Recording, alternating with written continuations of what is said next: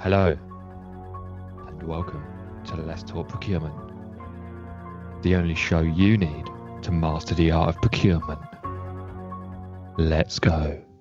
We are here with the bulletin, but first, here's a message from our bulletin sponsor. Here's Yorkshire tea. You like tea? You like Yorkshire? Why not combine them with Yorkshire tea? If you mention Luke 1 or 10 at the checkout, you probably get a dirty look, and that's a bonus for your shopping day. So try Yorkshire tea now, available in all the best supermarkets. Now back to the video and audio. As you can tell, we are still sponsorless. That was clearly a pile of shit from Luke 10. Right. But I think I like to see it as a kind of a job advert, a job interview. If people do want to get sponsored, if people do want to sponsor us, then that quality of sponsorship is what you could expect. That's true, actually. That's true. And you know what? We do actually have some whisperings and some discussions going on with some interesting procurement professionals. So watch this space. Anyway, Luke 10, thank you for joining me in the virtual studio as always. Pleasure to see you again. Hair is looking mighty fine as always. And I notice you've got something long and black in your hand. So what is that? Would you like to let the listeners know what that might be? Oh, I didn't realise you could see that there. I thought my camera was pointed up. But anyway, yeah. So I have got something in my hand. It's a new microphone. I'm hoping the sound quality is better on this. It was actually gifted to me by a friend. Someone who I really value, and someone who makes a big difference in my life. It was Sue, who works in the co-op. She saw me walking past. She goes, "Aren't you Luke 10?" When she heard me speaking, Luke 10 from Let's Talk Procurement. I said, "Well, yeah, I am. Do you want an autograph?" She said, "Nah, mate, I don't really care about you." And then Savage. And then she said, "Well, here's a microphone. It's just not free, but if you run out the store fast enough, I won't chase you." And then I ended up with this. Absolute bargain. Thanks, Sue, if you still listen. Also on the bulletin, there's Spotify comments now. It's been Spotify comments for a while, but we've just been slow, classic procurement, slowness, and we haven't really noticed. But there's Spotify comments now, so drop us a comment on Spotify if there's anything you want to address. And also, I think there's a previous episode where a poll is still live. I want to give a shout out to the poll in the episode. You don't remember the name of the episode, currently do you? The most recent one, but it won't be the most most recent one by the time this one goes out. This will be the most recent one. Bit of a paradox, isn't it? Yeah. The most recent episode that's right now, called Project Managers Roasting Procurement, is not going to be the most recent episode when you hear this. Anyway, there's a poll in that episode about... Should I say what the poll is about? No, I'll just let you go and listen. But it's a really important poll. We need some feedback on it. Yeah. Yeah. There's kind of friendships on the line, isn't there, really? Yeah. Unfortunately for you. But now you've just AI'd me. Then you won't need me after this. I'm not sure yet. I'm on the fence. You bring something that AI doesn't, which is stupidity. And I feel like that's a big part of the podcast. Yeah. I prefer to see it as a bit of personality and a bit of humour. Well, it's interesting actually. You mentioned personality because obviously today is stakeholder management part THES.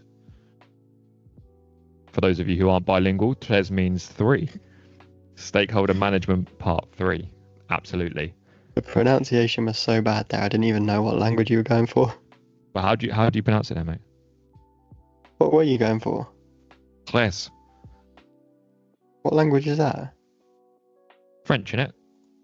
No, Spanish. Oh, yes. Yeah. Uno, dos, Bliss. Yeah, it's because it didn't have the Uno Dos. You were just mind blown. Stakeholder management part 3, and you're probably thinking, "Fucking hell, they're really dragging this series out. What more do they need about stakeholder management?" And you're right. We absolutely love dragging our series out. So stay tuned for procurement cycle part 2. That will be coming at some point. So today's topic, supplier preferencing model. The third part in our stakeholder series. What do you know about the supplier preferencing model, Luke 10? Well, it was something that came up in my level 4 SIPs. Yes, I have done level 4 SIPs. And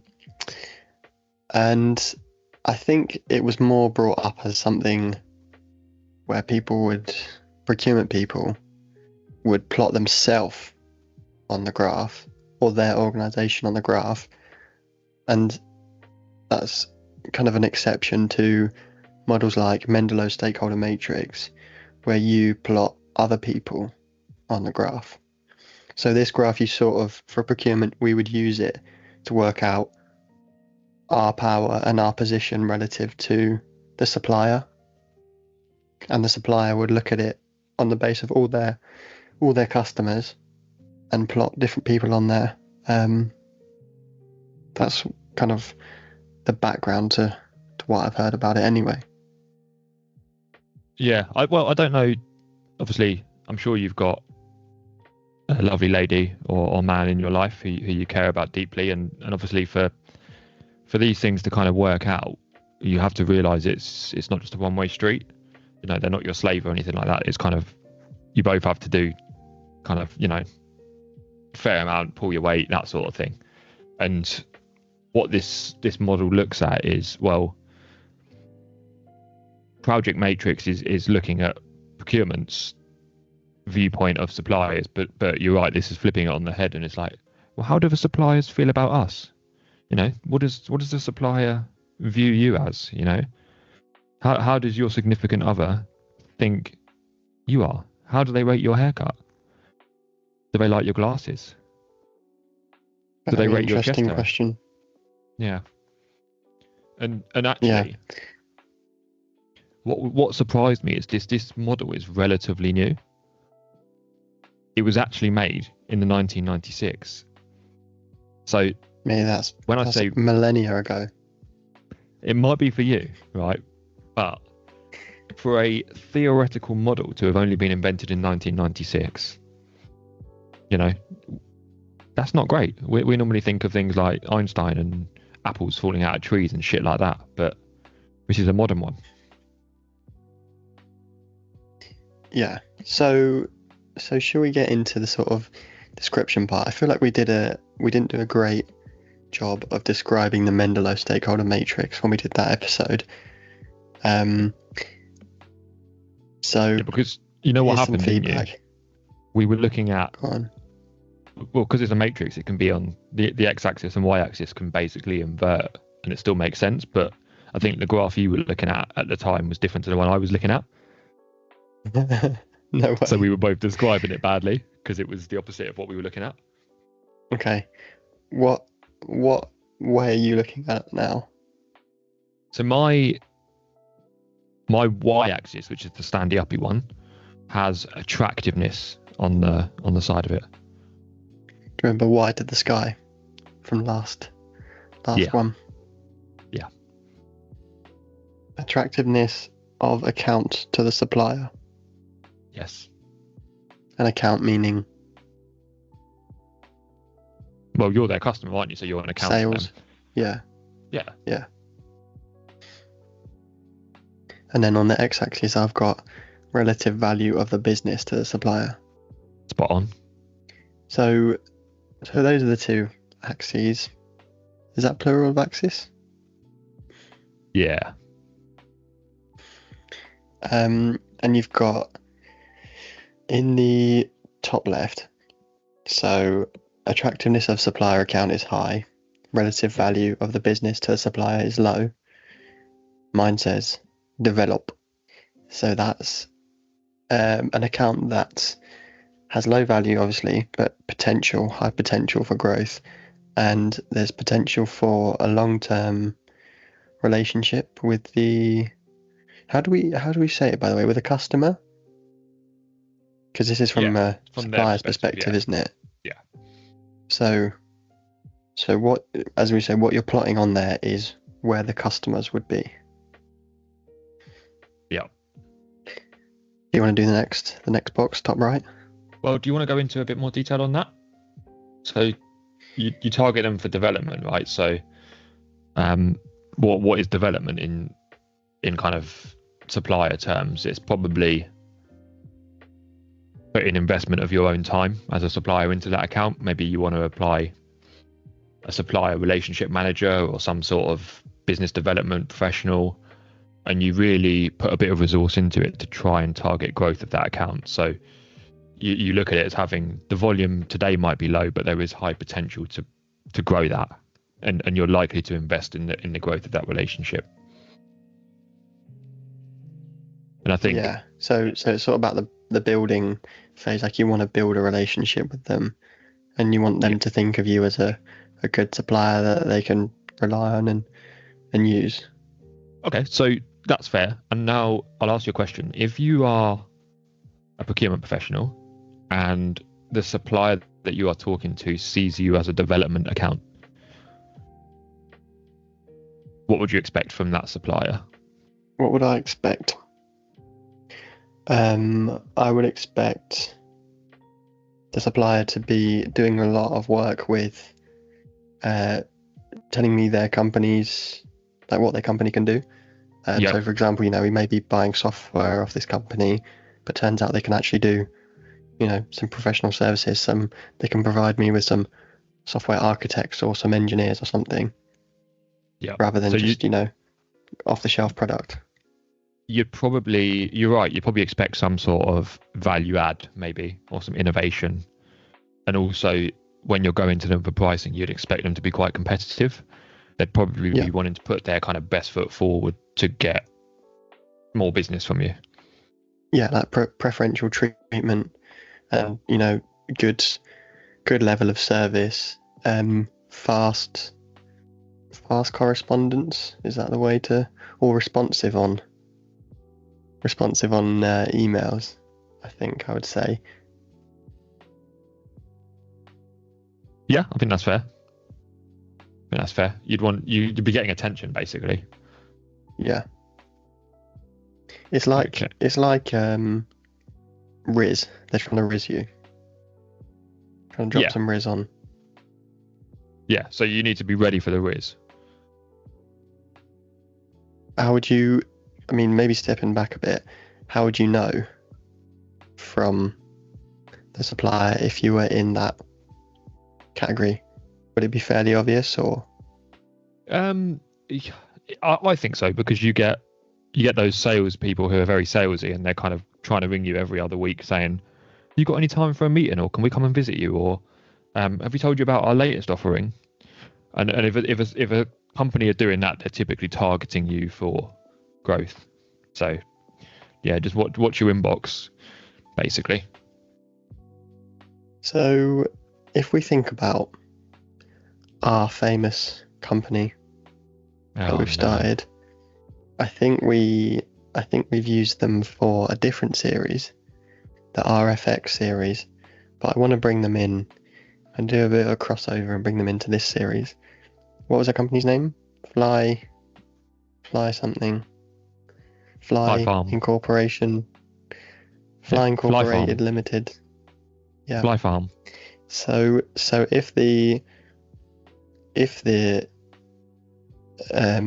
supplier to Fly Farm was going to place Fly Farm in the developing category, what do you think that they would be selling to Fly Farm? Is there like a specific category of something that's often in the development box, or? Not necessarily. It's about putting new ideas forward. So, where we had a problem with spiders, they might say, well, actually, spiders aren't necessarily a problem. We can take those spiders and move them into another room, and then you can start a spider farm. They're bringing that innovation and really trying their hardest, and they might say, well, actually, we'll do that for free as well. So you pay us for the cleaning, but we'll capture the spiders and we'll start mating them for free. That's a kind of, and sorry if you haven't heard this RFX series, because that sounds so off the wall. But it is a very, very niche example that Luke plucked out of his brain. So yeah, just please work with us on that.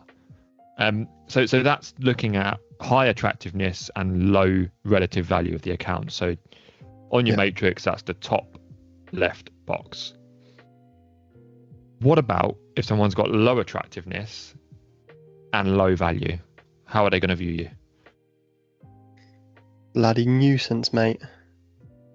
Pain in the arse. Absolutely. So you would be a nuisance to the supplier. Sorry to be a nuisance. Let me just stop you there and talk about what factors could go into determining the attractiveness of the account. So that's obviously one of the axes. It's the white to the sky one. Good point. We probably should have covered that a little bit earlier, but let's dive into it. So obviously both attractiveness and value have to be measurable. Otherwise, how would you know that it's a scale? So to measure the attractiveness, I mean, if you're a supplier, what are you measured on? What makes something attractive?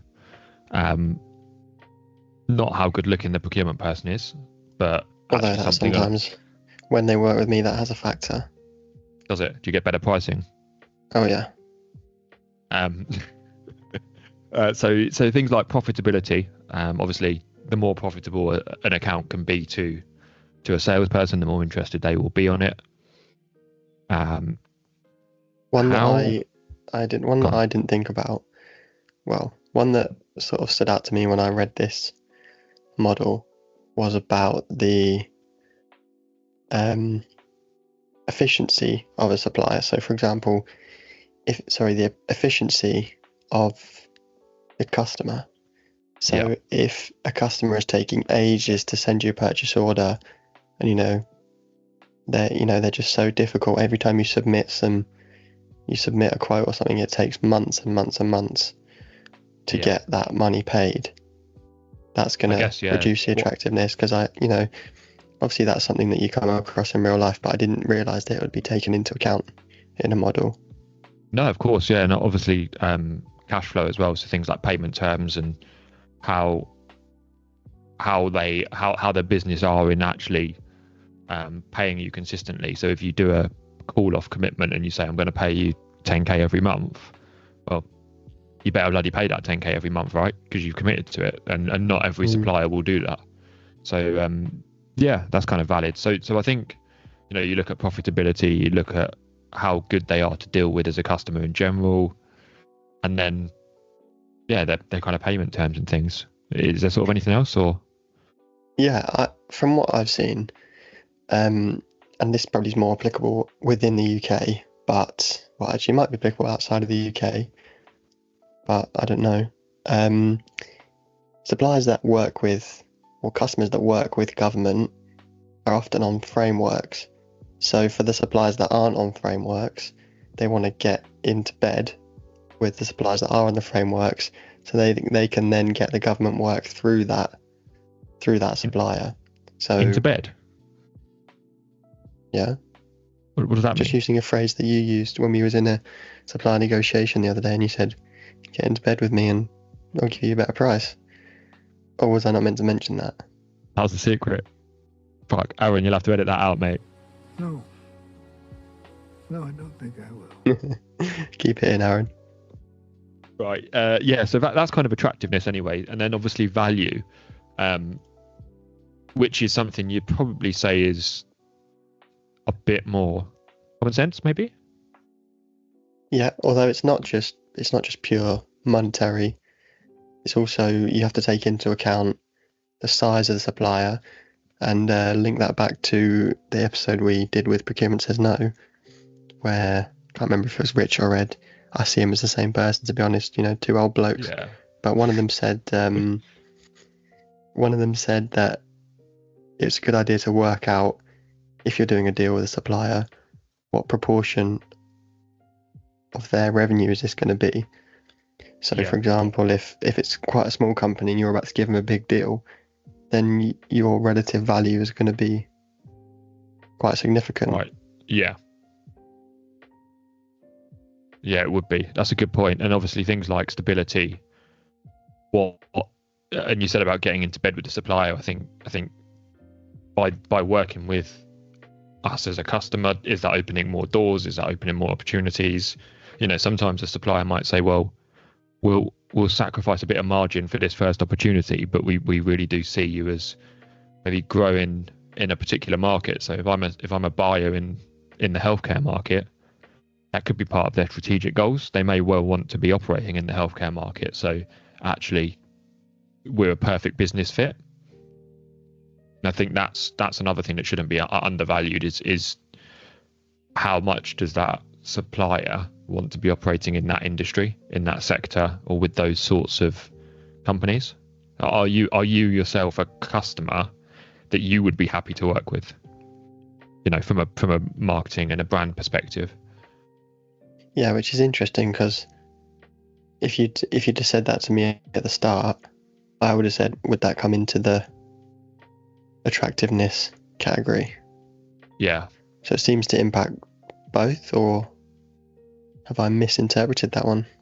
I think it sits more in value because the value is that you're growing in a market that you want to target. So appeal kind of is there growth there, but the growth your growth should be aligned with your market strategy, right? So they kind of you can kind of see where there are synergies in both. But if a supplier you can have a supplier that is potentially good to work with, so you may want to work with the NHS, but they might not actually be part of your strategy, right? You might not actually care about being in the healthcare thing, right? So then in that sense, your value isn't as high because you're not bothered about being in that industry. But actually, it might be quite attractive because you can say you're working in the NHS, you're working in healthcare, right? Use them as a sort of stepping stone. That's it. Okay. So, look, good tangent, I think, because we needed to cover those attractiveness and value. And I think let's dive back into nuisance. So often, sometimes when you're buying things, and I come from a digital procurement background, sometimes when you buy things, they'll throw in some extras like an IT health check. And you think an IT health check's an optional extra, do you? Well, I've had that praised to me once before. Wow. So this would be added value, and they sell me on, value is value. Claim it as a saving. No, didn't claim it as a saving, but things like added value, they wouldn't be given to the nuisance suppliers or the customers that are in the nuisance box. So I think a really, really good example in nuisance is so you don't have enough purchasing power, you're not particularly appetizing. And a really well-known example of this is if you're trying to buy Microsoft licenses as a business. Now imagine how much revenue Microsoft see, and then you're an SME and you kind of go to Microsoft, I need to buy some licenses for my 5 employees. They're not going to... Please, sir, can I have some licenses? And they're going to go, no, you can't actually, because for them, it'll cost them more in time management and effort to manage and monitor those licenses. So what they do is they kind of, that actual person-to-person interaction isn't worth their time. So they give you 2 options. Option 1 is self-service via their website. So log in, buy the licenses on there and pay a monthly fee with your debit card or credit card. Or if you need a little bit more control and some guidance on your licensing, you would go to a distributor, so a Microsoft license distributor, who effectively accumulate all the spend across all of the SMEs that they work with and their medium-sized companies, etc., and then they're one big customer for Microsoft. So actually that way you're getting a bit more buying power. But that would be the example of a nuisance to Microsoft, right? And it's effectively accounts that are small or potentially not profitable, or you have a high cost of doing business with them. So the cost of a solution architect speaking to an SME for 5 licenses, it doesn't provide enough benefit for them to look at it. Does that make sense? So it's kind of low value and low appeal. Yeah. Do you reckon it would be sort of a one-time? Could often be a one-time customer. Yeah, potentially. It could be also, but it could be a customer that you've had on a previous business model. Maybe your company's been bought out by someone else, or you're targeting different areas, and you want to take a different direction, and you might actually just want to phase the supplier out. Just kind of go, well, you're not really pulling your weight, so we're just going to show less interest in you. We're going to neglect you a little bit, and eventually, you'll probably not want to do business with us, but we won't really care. So where do you want to move on to next? We can go for the... Yeah, no worries. Let's move on to high value and low attractiveness. So exploitation. I know you love a bit of exploit in your personal life. So let's dive into that. Hey, yo. No, I think that was a slip of the tongue. So exploit is high value, low attractiveness. Yeah. So low attractiveness for the factors that we've said might not be a market that they want to grow into. Could be a one-time customer again, and there's potentially not going to be any sort of growth opportunities. Yeah. So could it be a supplier who needs something last minute, and they've kind of got no other options? You're the only option in the market, so you just whack the prices up, exploit them because you're not going to see them again for a strategic long-term future, and just sort of make a big margin on it and then leave them forever. Burn bridges. Potentially. Would you agree? Yeah, I mean, I do look at large volume deals with low profitability for the suppliers themselves as well. So it's kind of weird because it's like exploitable doesn't always mean you kind of value the relationship. Yeah, would it be somewhere where you'd have a win-loss contract negotiation, for example? Yeah, potentially. And the buyers have kind of got the nice position in some instances, and they may feel that the suppliers are kind of boxed into these contracts and they have to deliver them. It's large volume but potential low profits, and I think it leads to temptation for the suppliers to start exploiting on maybe the large volumes and trying to increase their margins, or trying to hold the buyer into a position where the buyer's forced, like you say, hiking up the prices, trying to exploit them a little bit more because they feel that they can. But it's not always the best way to do it. Yeah, if you were a buyer in this situation, how would you, or what would you go about changing, or what would your approach be with a supplier? I mean, you kind of look at it and go, well, why do they see us as low attractiveness? So what are we doing that puts us in a position where we're an unattractive account that might potentially be exploited? And you would go, is our contract giving them enough margin? And you go, okay, well, maybe it is. But if it's not, I'm not going to rush to kind of give them more money. Is there any growth potential? Well, have we only ever engaged as a company for buying one particular type of widget, a lid flicking widget, when actually they can produce cans? So we might say to them, actually, we might have some areas of growth. Can we bring you into the conversation? Or the other one that you said earlier as well was payment terms. So, or how easy we are to deal business with. So is your buyer an arsehole?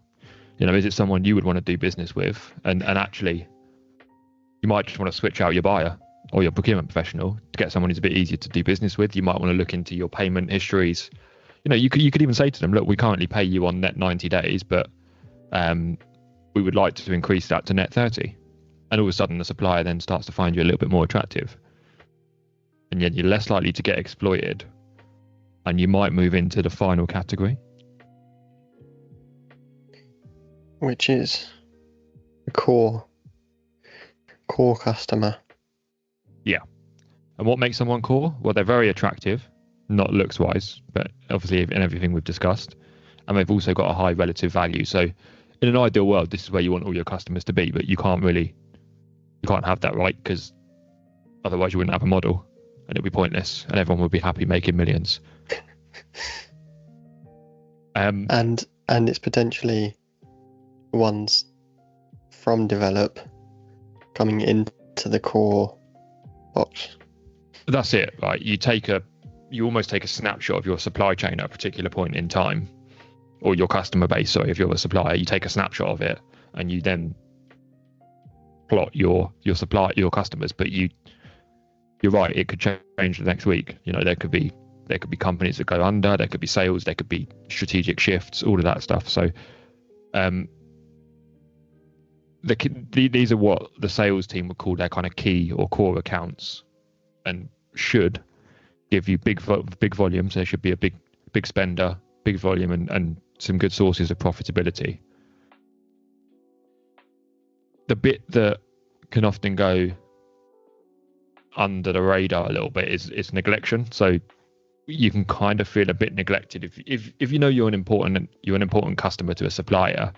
You expect a certain level of treatment on an ongoing basis, and if that slips, then the suppliers might be getting a bit complacent, and all of a sudden a core account might be in jeopardy of leaving them. Yeah. This has made me think, how does this one apply to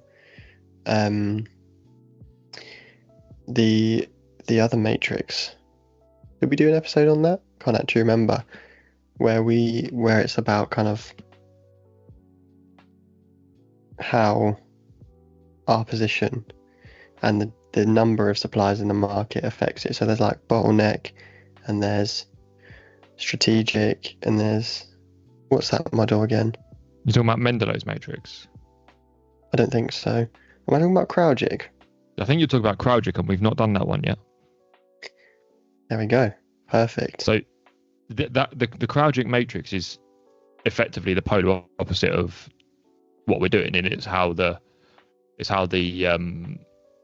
procurement guys look at the suppliers, how we would plot the suppliers on it. So obviously that's part 4.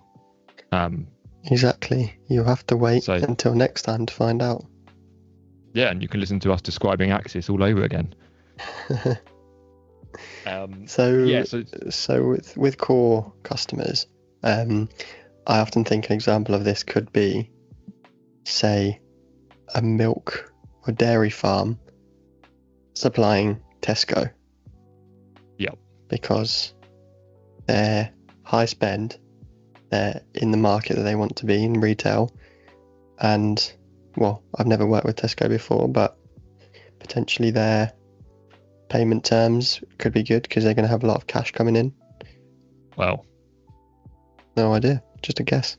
I did my my dissertation on the exploitation of supermarkets on their supply chain. Bizarrely. And just how they a big part of it was how they're not paying their farmers on time and stuff like that. But if you are a fair-sized farmer, your ideal customer is a supermarket in theory, right? So forget the specific brand you said and whether they're actually paying on time or not. You're absolutely right. Theoretically, you want to be a supplier to, one of the biggest food chains in the country, because then your product is getting all over the shop. You've got certainty of your income because they're going to spend it with you. They're good for the cash, and in theory they're going to pay you on time. They're going to give you a fair wage and stuff like that. It gets a bit complicated because they abuse their position of power and kind of try to drive down the prices even more and really exploit small companies. But yeah, I get your point. So that would reduce the attractiveness and potentially put Tesco into the exploit box, even though they will probably exploit the suppliers. Yeah, and this is the thing. So the attractiveness it depends. It depends on, obviously they're exploiting. So yeah, it gets a bit confusing in that sense. But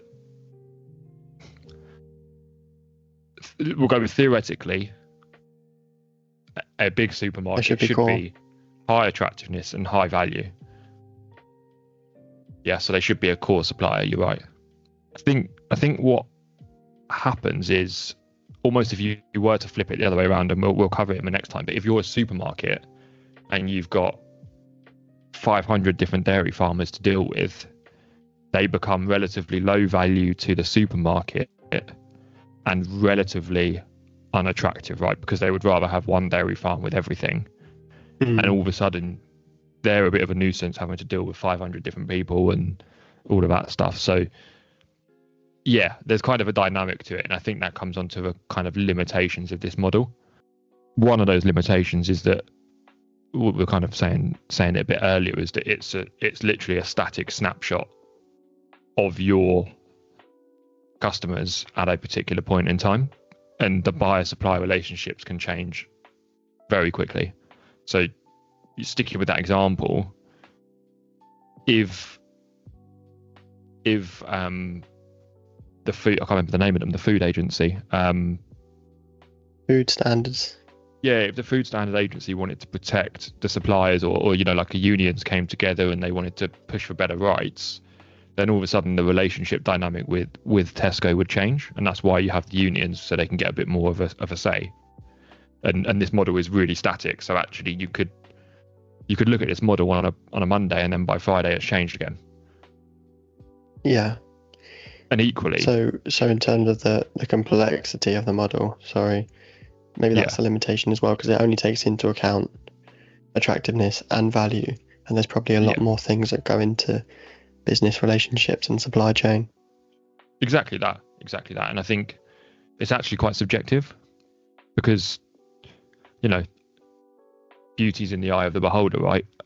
How attractive you are as a customer can vary massively, and actually it's in the eye of the salespeople, and for us to guess how attractive they're seeing us is always a guess at best.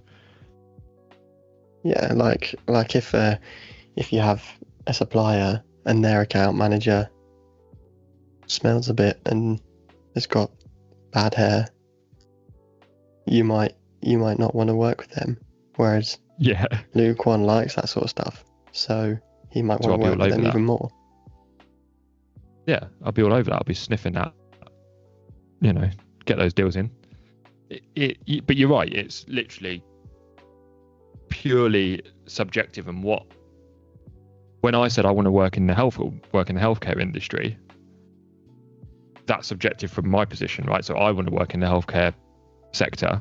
I think it will look good on my portfolio as the salesman. But actually, I then leave the company next week and another salesman comes in and says, well, why am I working in healthcare? I've been working in the automotive industry for 25 years and I know I can make more money there. So yeah, there's a lot of dynamics, and you're right, it's a very rigid model in that sense.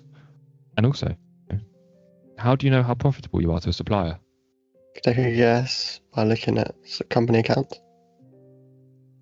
Yeah, you can hazard a guess. You can do a bit of open book accounting with them if they want to agree to that. But other than that, you're not. Again, you don't know the accuracy of what you're kind of speculating, really. So why do you think this is a good model? I think it's good for procurement people to kind of work out where they sit with supplier. So, for example, when you're going into a negotiation, if you're in the exploitable box or you're in the developed box, you're going to want to know about that, and you're going to have that inform your negotiation strategy. Or, if a supplier sees you in the nuisance or exploit box, are there any other options out there in the market that you could go to and find someone who wants you and will love you and care for you? Oh, bless you. Is that what would happen if I booted you off the podcast for AI? Yeah, I'm going to go and find someone who values me and doesn't want to AI me. Well, I think, to be honest, I think you've hit the nail on the head. I know it's slightly emotional for you, but you would absolutely use this model to kind of maybe adjust your negotiation strategies, anticipate the behavior of the suppliers, and then potentially see if you can look for opportunities elsewhere, if appropriate. So it's all part of your initiative, and I think I would say don't be afraid to talk to your suppliers. You know, your suppliers will be quite open about where they see you as an account. They might not necessarily say, "Oh, we're exploiting you," but they might say something like, "Well, you know, you're a high value customer. We really value your spend, and actually, you know, it's a relationship that's going back 10, 15 years. So we're very proud of that." And you can kind of read between the lines. On the other side of it, they might come to you and say, "Oh, I just saw you started working in this area, and I think we could help you with our product A or product B." And they're trying to develop you, right? So you just look out for those cues, and I just wouldn't be afraid to talk to the suppliers and kind of figure it out, because it's a two-way relationship. So comment where you think you are if you're a supplier to Fly Farm, Incorporated Industries, International Limited. Where would you be on the supply preferencing model? I'd be looking to exit that as soon as possible. Nuisance. Yeah, I don't want to be associated with that company. To be fair, Child we have net 3,000 as our payment terms. So, you know, sometimes a little bit difficult to work with.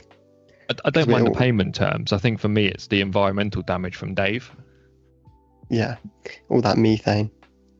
Yeah, and the fact that it's just polluting the local district. Yeah, well, I think it also doesn't help that every single person in this company who works as anything has MSIPs, so we're all really good at proc blocking. You know, even the delivery drivers and the receptionists and the facilities people, they all have had to be MSIP certified. So you did remind me there as well. You jogged a little memory on the old proc block terminology. Listeners, if you are interested in some proc block merch, let us know in the comments, because I'm very tempted to make some proc block t-shirts and some proc block undies. So if there's an appetite for that, let us know. Undies, proc block. Yeah. So I think we'll call it there on the actual education piece. But stakeholder management part 4 will be a thing. It will be coming soon. And it will be Project Matrix. So send this to someone if their breath smells, or if they need to learn about Project. They don't know which one. See you later. See you later.